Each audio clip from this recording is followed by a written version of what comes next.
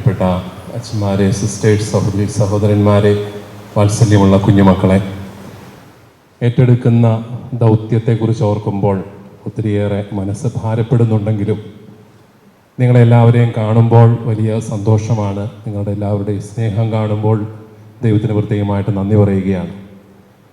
ഈ ചങ്ങനാശ്ശേരി ഇടവകയെക്കുറിച്ച് എനിക്കെന്നും അഭിമാനമുണ്ട്. നമ്മുടെ അതിരൂപതയെക്കുറിച്ച് അഭിമാനമുണ്ട്. പ്രത്യേകമായിട്ട് അഭിമന്യ പാടിയത്തെ പിതാവ് പറഞ്ഞതുപോലെ പിതാക്കന്മാരോടൊപ്പം നിൽക്കുക മാത്രമല്ല, പിതാക്കന്മാരെ സംരക്ഷിക്കേണ്ട ആവശ്യം വരുമ്പോൾ ഒരു പരിച പോലെ സംരക്ഷിച്ച ചരിത്രവും നമ്മുടെ ഈ പട്ടണത്തിനുണ്ട്. അതുകൊണ്ട് തന്നെ ഒരു വലിയ ഒരു സുരക്ഷിതത്വത്തിലാണ് ഞങ്ങളെല്ലാവരും ഇവിടെ ആയിരിക്കുക. പിതാക്കന്മാരോട് നിങ്ങൾ കാട്ടുന്ന സ്നേഹത്തിന് പ്രത്യേകമായിട്ട് നന്ദി പറയുന്നു. നമ്മുടെ സഭയിൽ അത് ഒരു വലിയ ശക്തി തന്നെയാണ്, ഒരുമിച്ച് നിൽക്കുന്ന ഒരു സഭാ സമൂഹം. ഞാൻ ഈ ശുശ്രൂഷയിലേക്ക് കടന്നു വരുമ്പോൾ ഞാൻ എപ്പോഴും മനസ്സിൽ ചോദിക്കുന്ന ഒരു ചോദ്യമാണ്, എന്തുകൊണ്ടാണ് ദൈവം ഓരോ വ്യക്തിയെയും തിരഞ്ഞെടുക്കുന്നത് എന്ന്.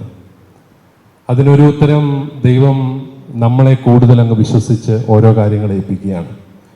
തിമോഥെയോസിന് എഴുതിയ ലേഖനത്തിൽ ശ്ലീഹ പറയുന്നുണ്ടല്ലോ, നിന്നെ ഒരു ദൗത്യം ഏൽപ്പിച്ചുകൊണ്ട് ഞാൻ നിന്നെ വിശ്വസ്തനായിട്ട് കണക്കാക്കുകയാണ്. നീ വിശ്വസ്തനായി എന്നുള്ളതിൻ്റെ സർട്ടിഫിക്കറ്റ് ഒന്നുമല്ല, ഈ ദൗത്യം ഏൽപ്പിക്കുന്നത് കൊണ്ട് നിന്നെ അങ്ങ് വിശ്വസ്തനായി കണക്കാക്കുന്നു, അത്രയേ ഉള്ളൂ. വലിയ ഒരു ഔദാര്യം നമ്മളോട് കാട്ടുകയാണ്, നമ്മളെ ഓരോ ദൗത്യം ഏൽപ്പിച്ചുകൊണ്ട്. അതുകൊണ്ടാണ് ഓരോ ദൈവവിളിയും ദൈവം നമ്മളിൽ അർപ്പിക്കുന്ന വിശ്വാസത്തിൻ്റെ അടയാളമാണെന്ന് പറയുന്നത്.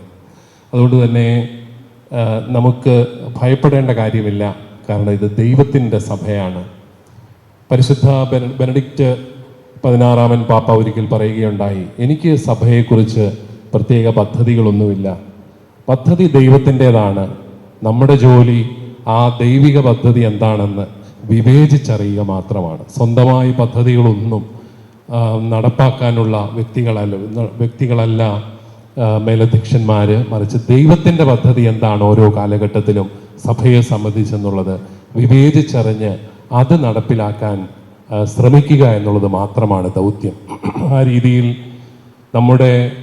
നമുക്ക് എന്തെല്ലാം പ്രതിസന്ധികളുണ്ടെങ്കിലും നമ്മൾ ഭയപ്പെടേണ്ടതില്ല. അലറി വിളിക്കുന്ന കടലിൻ്റെ നടുവിലാണെങ്കിലും തോണിയിൽ കർത്താവുണ്ടോ എന്ന് നോക്കിയാൽ മാത്രം മതി. കർത്താവുണ്ടെങ്കിൽ പിന്നെ നമുക്ക് ഏത് കാറ്റിനെയും കോളിനെയും നേരിടാനായിട്ട് സാധിക്കും. ഈ നമ്മുടെ അതിരൂപത വലിയൊരു ചരിത്രമുള്ള അതിരൂപത. അഭിവന്യ ചാൾസ് ലെവീഞ്ഞ് പിതാവ് തുടക്കം കുറിച്ചു, അഭിവന്യ മാക്കീൽ പിതാവ്, അതിനെ തുടർന്ന് കുരിയാളശ്ശേരി പിതാവിലൂടെ ഇതൊരു രൂപതയായി ഉയർത്തപ്പെട്ടു. അഭിവന്യ കാളാശ്ശേരി പിതാവ്, അഭിവന്യ കാവകാട്ട് പിതാവിൻ്റെ കാലത്ത് ഇത് അതിരൂപതയായി. അഭിവന്യ പടിയറ പിതാവിൻ്റെ വലിയ ശുശ്രൂഷ നമുക്ക് 15 വർഷം ലഭിച്ചു. അഭിവന്യ പൗത്തിൽ പിതാവിൻ്റെ സാന്നിധ്യം നമുക്കുണ്ടായി. അഭിവന്യ പെരുന്തോട്ടം പിതാവിൻ്റെ വലിയ ശക്തമായ നേതൃത്വം ഈ കഴിഞ്ഞ 17 വർഷങ്ങളിൽ നമുക്കുണ്ടായി. അതുകൊണ്ട് തന്നെ നമുക്ക് നമ്മുടെ അതിരൂപതയെക്കുറിച്ച് അഭിമാനിക്കാം. നമ്മുടെ അതിരൂപത ഒത്തിരി നല്ല അതിരൂപതയാണ്. ഈ പൊതുസമൂഹത്തിന് മുഴുവൻ വലിയ സംഭാവനകൾ നൽകിയ ഒരു സഭാ സമൂഹമാണ് നമ്മൾ. ചാൾസ് ലെവീഞ്ഞ് പിതാവ് കോട്ടയത്തു നിന്ന് ചങ്ങനാശ്ശേരിക്ക് ആസ്ഥാനം മാറ്റുമ്പോൾ അതിനൊരു കാരണമായിട്ട് അദ്ദേഹം കണ്ടത് ഈ ദേവാലയമാണ്. അന്ന് തന്നെ നമ്മുടെ കാരണവന്മാർ ഈ ദേവാലയം പണിതിരുന്നു. അതോടൊപ്പം ഈ ചങ്ങനാശ്ശേരി പ്രദേശത്തുണ്ടായിരുന്ന 10,000-ഓളം കത്തോലിക്ക കുടുംബങ്ങൾ അദ്ദേഹത്തിന് വലിയ ഒരു ശക്തിയായിട്ട് തോന്നി. ആ ഒരു പാരമ്പര്യത്തിലാണ് നമ്മളെല്ലാവരും മുന്നോട്ട് പോവുക. നമ്മുടെ നല്ല വൈദികർ എന്നും സഭയോട് കൂറുള്ള വൈദികരായി അവർ രൂപീകരിക്കപ്പെട്ടു. അഭിവന്യ പിതാക്കന്മാരെല്ലാം നമ്മുടെ വൈദിക ഗണത്തെ അങ്ങനെ രൂപപ്പെടുത്തി. അതുപോലെ നമുക്ക് നല്ല സ്വഭാവബോധമുള്ള വിശ്വാസി ഗണമുണ്ട്, അവരെയും രൂപപ്പെടുത്തി. അതുകൊണ്ട് തന്നെ എൻ്റെ ഈ ശുശ്രൂഷ ദുർഘടമാവില്ല എന്ന് തന്നെ ഞാൻ വിശ്വസിക്കുകയാണ്. അഭിവന്യ പെരുന്തോട്ട പിതാവിന് പ്രത്യേകമായിട്ട് നന്ദി പറയുന്നു. അഭിവന്യ പിതാവ് ഈ കഴിഞ്ഞ 17 വർഷങ്ങൾ നമ്മുടെ അതിരൂപതയ്ക്ക് വളരെ ശക്തമായ നേതൃത്വം നൽകി, ശക്തമായ നിലപാടുകളിലൂടെ.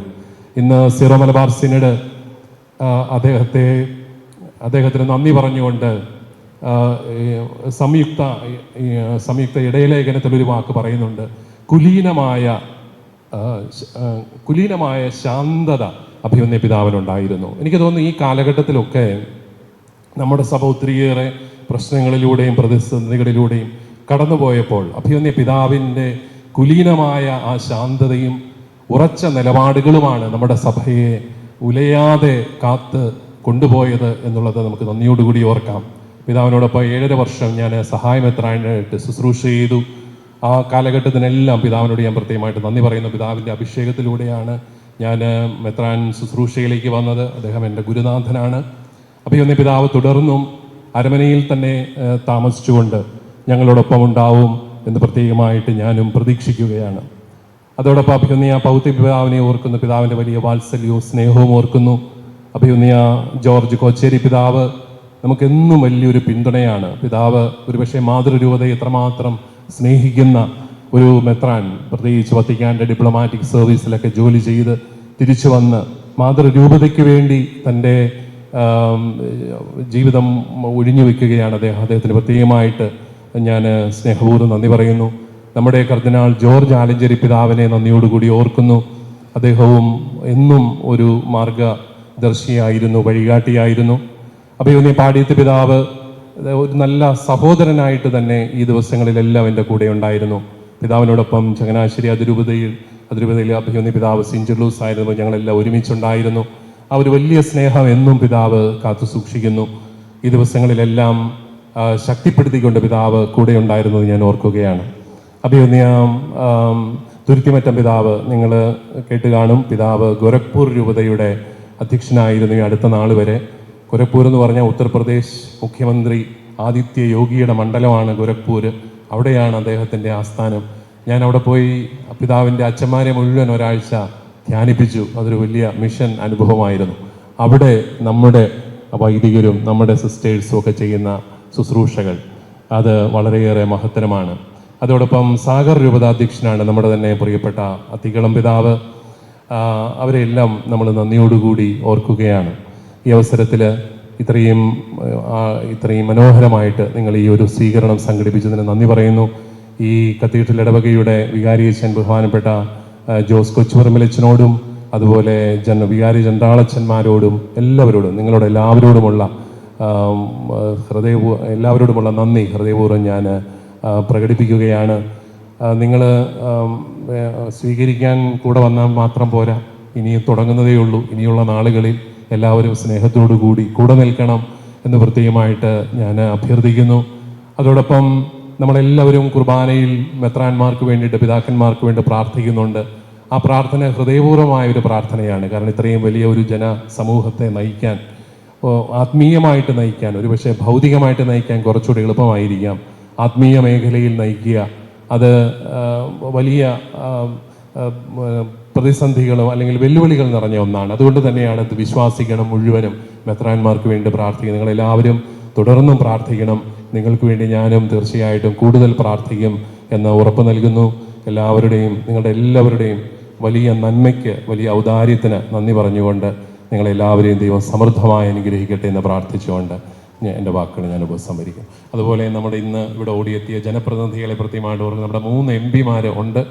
കോട്ടയത്തിൻ്റെ പ്രിയപ്പെട്ട MP നമ്മുടെ കൊടിക്കുന്നേൽ സുരേഷ് സാറുണ്ട്. അതുപോലെ നമ്മുടെ രാജ്യസഭാംഗം ജോസ് കെ മാണി സാറ്, ആൻ്റണി MP ഉണ്ട്. അതുപോലെ നമ്മുടെ ചങ്ങനാശ്ശേരിയുടെ പ്രിയപ്പെട്ട MLA ജോ മൈക്കിളുണ്ട്.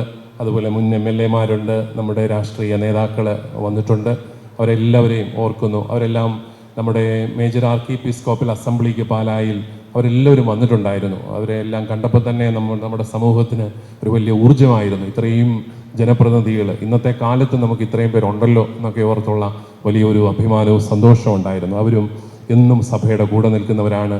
അവരെല്ലാവരെയും ഞാൻ പ്രത്യേകമായിട്ട് നന്ദിയോടുകൂടി ഓർക്കുന്നു. ദൈവം നിങ്ങളെല്ലാവരെയും സമൃദ്ധമായി അനുഗ്രഹിക്കട്ടെ.